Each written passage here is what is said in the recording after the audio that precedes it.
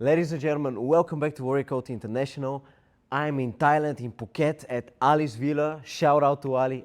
Big shout out to you, Ali, because without you, this wouldn't have been possible. But anyways, I wanted to speak today about Glory Kickboxing, an organization which I truly love. I watch all the fights, I watch all the events. I am a big fan, and I truly believe that Glory is the Champions League of kickboxing. But there are certain problems which I would like to address. And I believe Glory Kickboxing, if they are a serious organization, they need to do something about that. But let's keep it short, let's keep it concise. First of all, the last event, Glory 104, very professional, high-level fights, beautiful performances from all fighters. I truly enjoyed the event. But the fight week, in fight week, almost every fighter is cutting weight. Almost every fighter is prepared, not almost, every fighter is preparing for war. Every fighter is nervous, every fighter experiences a lot of pressure. So every fighter is on the edge during that fight week. What did Glory do? They bring these two girls, and no disrespect to the girls, I've got nothing against them, but they bring these two girls and then they start asking questions about what are we gonna drink, or what are we gonna do tonight? They asked that question after the event, but I'm thinking to myself, you are a serious organization. You are Glory Kickboxing. You've got the best kickboxers in the world. They will be fighting on Saturday. There's plenty of pressure on their shoulders. They have to perform. And then you invite these little two girls and they start asking them questions about drinks and about funny videos, smiling and laughing. And look, this is fighting. Glory Kickboxing, this is fighting. You forget that you are a fighting organization. You need people like Remy Bunyaski, like Ernesto Host, like Peter Arts. These are the people who need to be walking around there. You need people passionate for the sport, people who have devoted their whole lives to the sport, people who understand the sport, people who are willing to die for the sport. These are the people who need to be walking around there. People who understand the sport and love the sport. And what do? You bring two girls, and once again, it's not the girls themselves. I don't have anything against them. In fact, they look very beautiful. But you bring these little girls there, and they start laughing and making jokes and walking around with Milos Cveticanin and making these comments. It's just ridiculous. You're a fighting organization. Look at the UFC. Obviously, they have the Nina drama. You can give me that example. I understand that. But UFC, look at Dana White. Look at Dana White's mentality. This man is all business. This man is a serious guy. The people who walk around there are serious people. You need serious people walking around there. People who are devoted to the sport, who understand the sport, who are willing to give everything for the sport. And what do? You invite some little girls to ask questions and just make it a bit funny. In my opinion, I might be wrong, but I don't think that that's a good strategy for Glory. Then, move on. Mori Kroma and Muhammad Amin. I still remember that fight. What a performance by Mori Kroma. And when Mori Kroma walked towards Muhammad Amin before the fight in the ring, that was one of the most entertaining things I've ever seen in combat sports. I loved it because nobody does that. It was so unexpected. It was so provocative. It was entertaining. What did I do? What did Glory do with Mori Kroma? They told him that he's not allowed to do that ever again. So imagine you get such an entertaining moment. It grabs the attention, it sparks emotion, it's provocative, it's exciting, it's nerve-wracking in a way. What does Glory do? Oh, don't do that. It's too dangerous. You shouldn't do that. Blah blah blah. Jamal Ben Sadiq steps in the ring when Rico Fulfan fought the tournament on June the 9th or 8th. No, excuse me, the tournament in March 2024. Jamal Ben Sadiq steps in the ring. He throws that kick which is not even supposed to touch Rico Fulfan. It was never gonna touch him. It was not really a kick. Exciting. Everybody's talking about it. Oh, Jamal entered the ring. Jamal wanted to fight with Rico. What would have happened if they had fought? If that had happened in the UFC, Dana White would have announced that fight on the following day. What did Glory Kickboxing do? 6 months punishment for Jamal. He was not allowed to fight for 6 months. Imagine that you get such a viral moment, such a provocative moment, such an exciting moment. You got two of the biggest names, probably the two biggest names, Jamal and Rico. You get this real. Now you have footage which you can use to promote the fight. What did Glory do? Jamal 6 months punishment, not allowed to fight, and every television program calls Jamal. He goes to the program, but how can you do that? But this is not respectful towards the sport. But this is not. You're not a sportsman, guys. This is combat. This is the fight business, the entertainment business. Here it's not. I understand respect is important. In the gym there is respect. After the fight there is respect.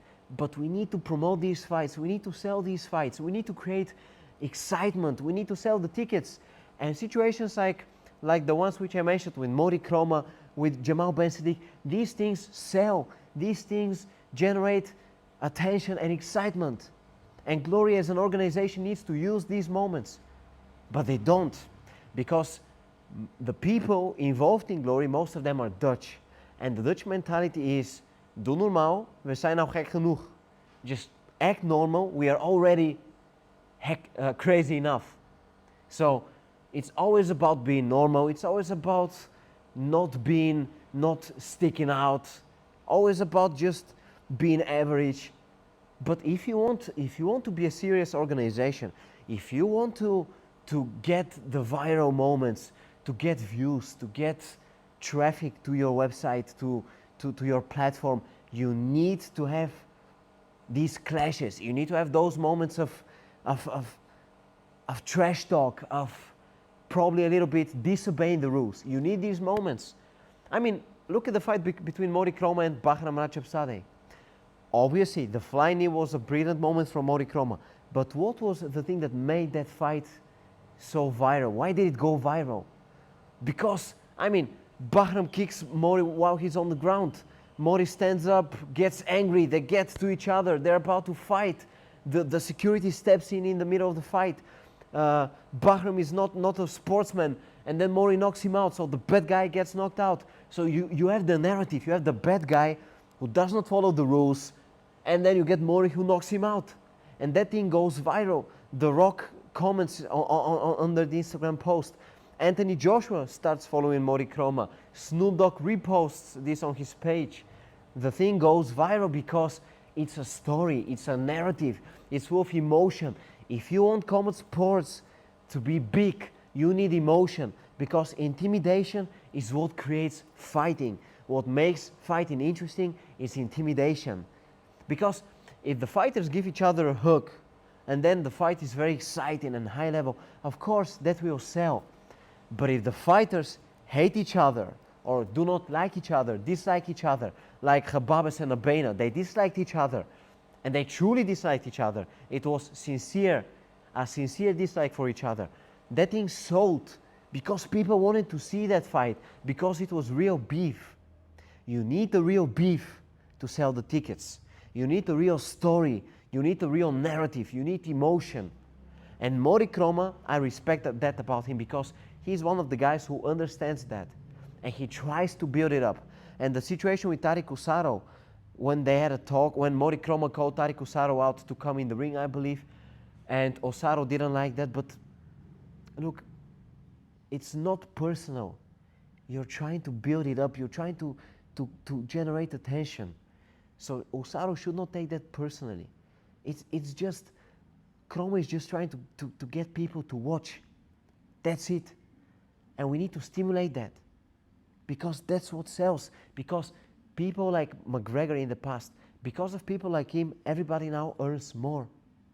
So it's actually a healthy thing to do, to create emotion and drama. And Glory Kickboxing, they really need to focus on that aspect. Because if you keep it boring, if you only focus on respectful handshakes and good fights, you're not gonna get far. Because you see what happens in the UFC, trash talk, backstage fights. And I'm not saying okay, there should be backstage fights, but I'm just saying these are the things that sell. So follow the rules, obey the rules, but also give some space for creativity, give some space for trash talk, give some space for disagreements between the fighters, among the fighters. And yeah, that's something which I truly miss. Also, get the fighters well paid. Now they've got the RDA bonuses, I believe. So it's a sponsor, RDA Dubai. Correct me if I'm wrong, if I mispronounce it, but they are paying some additional money, so that's good. But that should not be only now. This should be a general thing. If you're a fighter and you step in the ring, and you know that regardless of the way you win, whether it's with a knockout, whether it's a boring decision, whether you just keep on running around and just sticking and moving in a boring way, if you know that you're going to earn the same amount of money, then you won't be motivated to go out there and to knock the opponent out. You need to get bonus money. Every fighter needs to know that if they get a knockout victory, if they create fight of the night, if their performance is brutal, solid, aggressive from the very first second, that they will get money. Every fighter needs to know that. And when they know that, they will be more aggressive. Obviously, you've got Michael Boaper, you've got Jan Kaffer, you've got the Khababes, Bahram. You know, you have these fighters who, regardless of getting a bonus, go forward and fight aggressively. But imagine if you were to promise the fighters a bonus, if they were about to, if they were to be aggressive, if they were to get a knockout, then you'll get way more knockouts, way more show, way more tickets being sold. The organization would get way more viral moments, way more traffic to the website, to the Instagram page. The whole thing would be growing. So pay the fighters well. And at last but not least, I had that point in my mind and I now completely lost it. But anyways, they need to have serious people walking around. They need to pay well. They need to stimulate the drama, the emotion, and they need to give the fighters fights. Theodor Christoph, one of the most exciting fighters in the world. I mean, every fight that he takes part in is a spectacle. Spinning back kicks, high kicks, movement, jabs, low kicks, head kicks, just everything. He's so complete, dangerous, technical. How many times did he fight this year? One. He fought against Chico Kvazi, he lost for the title, and that's it. He doesn't fight. Yunus Smiley, extremely dangerous in the pocket. How often does he fight? When did we see him fight? And the list goes on and on. It's not only these two guys. All the fighters from the lighter divisions are not competing. I understand there is the heavyweight tournament, but you're basically saying to the lighter guys, I don't need you. Because Glory has been completely disrespectful towards the lighter guys. And they're so technical, so skilled. And many of them are in the prime of their lives. I just mentioned Theodor Christoph, I just mentioned Yunus Smiley. These people need to be fighting. They're young, they're sharp, they're technical, they're aggressive. They can deliver knockouts. Why don't you give them fights? It's a shame. It's an absolute shame. I understand the heavyweights deliver knockouts. They're big guys, they're viral moments. But come on, man, you cannot disregard your fighters. And what happens now? They go to MMA. Because there is no lightweight division. Glory canceled the lightweight division. So not only did they cancel the lightweight division, but they don't give fights to the welterweights, to the middleweights, and they go to other organizations, and they also move to MMA. And if Glory keeps on going like that, within a couple of years, the organization will have lost everyone. Because Imad Hadar fought at WFL, Mohamed Touchassi fought at WFL, Abena moved to boxing, Bahram just announced retirement. I hope he comes back. Come on, man, give the fighters fights, get them well paid, because they'll be away. Because Rico Verhoeven has been carrying the organization for many, many years, but he is getting older. So who's going to replace him? Who's going to be the new big superstar? You need people who trash talk. You need people who are the bad guy or the good guy. You need narratives. You need well-paid fighters. You need people walking around there who understand the game. Don't let the fighters throw some things in the air and catch them. Don't let the fighters drink cocktails with the girls. You need serious people there. Because UFC is serious. UFC is very, very serious. So get serious, Glory, because I love the fights. I love the organization. I've done many interviews there. The fighters are the coolest guys in the world. They're extremely technical and true professionals. The events are great. But come on, man. These little finishing touches, which are actually not little finishing touches because they truly matter, Glory needs to invest in them. So come on, guys. Get your together, because MMA is growing, bare knuckle is growing, karate combat is growing. Before you know it, you will be gone. And the last thing that I want is Glory to be gone. So come on, guys, please get it serious. I understand that it's cool. I understand that you want to give everybody a chance and this and that, but you need serious people there. You need diehards. You need Remi Bunyaski, Sami Schild, Ernesto Host. They should be walking around there, not the little girls. And once again, nothing against the little girls, nothing against them. It could have been any other girls. It could have been even a guy. It doesn't matter. The person who does that has to be a professional, a kickboxing person, a combat person. That's what I'm saying. So before all the equal rights defenders attack me, it has nothing to do with men or women. This is just, you need people who have been involved in the sport. Get Ilonka Elmon there. Get real people there, real combat people. So that's my message. I hope Glory Kickboxing makes some changes. Thank you very much, guys, for watching. Please follow Warrior Code International. I need your support. I need the 1,000 subscribers. So your support means the world for me and to me. I'm on the other side of the world. Sometimes it feels very, very lonely here. I'm not gonna lie.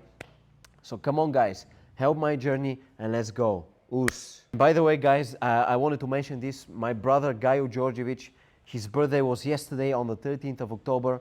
I want to take this moment, I want to use this moment to congratulate Gajo because he's a big friend of mine. I can trust him with his life. He can also trust me with his life. Shout out to you, brother. Happy birthday. Do not change. Be the person you are because you're a great person and you deserve all the best. And keep on shining because you're as bright as the sun. So I love you, brother. God bless you. Warrior Code International. Let's go. Us.